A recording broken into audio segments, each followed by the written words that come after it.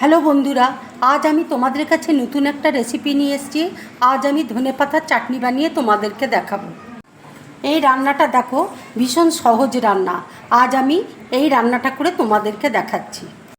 এখানে দেখো ধনেপাতা ভালো করে ধুয়ে আমি রেখেছি, রসুন আছে, কাঁচা লঙ্কা রয়েছে।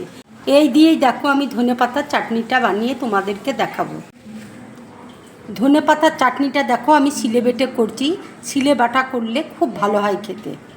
ধনেপাতা, রসুন আর কাঁচা লঙ্কা দেখো আমি সব একসাথে বেটে নিয়েছি।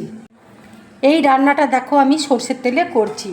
কড়াই দেখো তেল দিয়েছি, তেল দেখো গরম হয়ে গেছে। এবার আমি কালো জিরে দেখো ফোড়ন দিয়ে দিচ্ছি। দেখো ধনেপাতা বাটাটা আমি দিয়ে দিচ্ছি। হলুদ দেখো দিয়ে দিচ্ছি, আন্দাজ মতো দেখো নুন দিয়ে দিচ্ছি। এবার আমি খুব ভালো করে দেখো ভেজে নেব।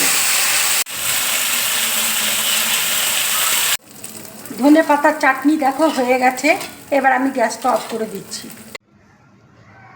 ধনেপাতার চাটনি দেখো আমার পুরোপুরি কমপ্লিট।